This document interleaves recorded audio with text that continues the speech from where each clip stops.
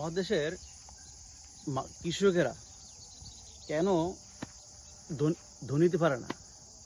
কৃষকেরা দিনের পর দিন রোদ, বৃষ্টি, ঝড়, তুফান, বজ্রপাত কত কিছু সম্মুখীন করে কৃষি ফসল ফলায়, কিন্তু তাদের কেন ভাগ্য পরিবর্তন হয় না? এটা নিয়ে কেউ কি আদৌ চিন্তা করছেন? অথচ তাদের এই ঘামে কষ্টের ফসল নিয়ে আমরা ঠিকই পেট পুরে ভাত খাই, রেস্টুরেন্টে আরামায়েশ করে খাওয়া দাওয়া করি।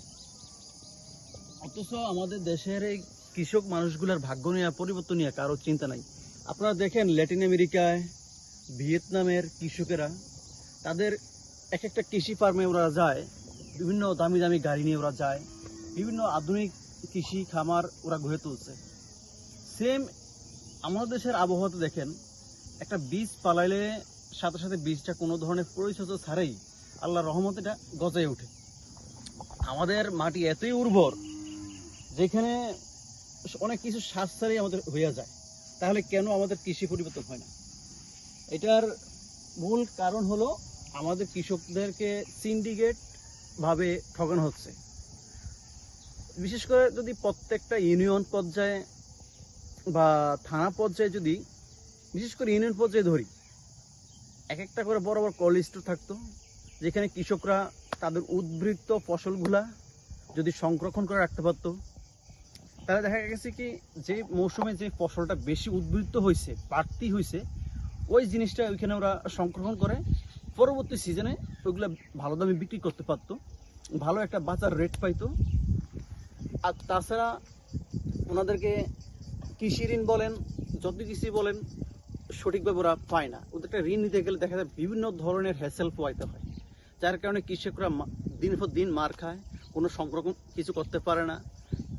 যদি আমরা সংরক্ষণ বিষয়টা যদি ঠিকমতো কৃষকদেরকে মানে একদম দোরগোড়ায় পৌঁছতে পারি, তাহলে কৃষকদের ভাগ্য চেঞ্জ হবে। দেখেন আমাদের দেশের কৃষকরা আবার যখন মিডল ইস্টে যায়, মরুভূমির মধ্যে ওরা ফসল ফলাইয়া ওরা কৃষি কাজ করতেছে, ওরা ওইখানে বাজারজাত করতেছে, ওরা আমাদের দেশ থেকে লোক নিতেছে।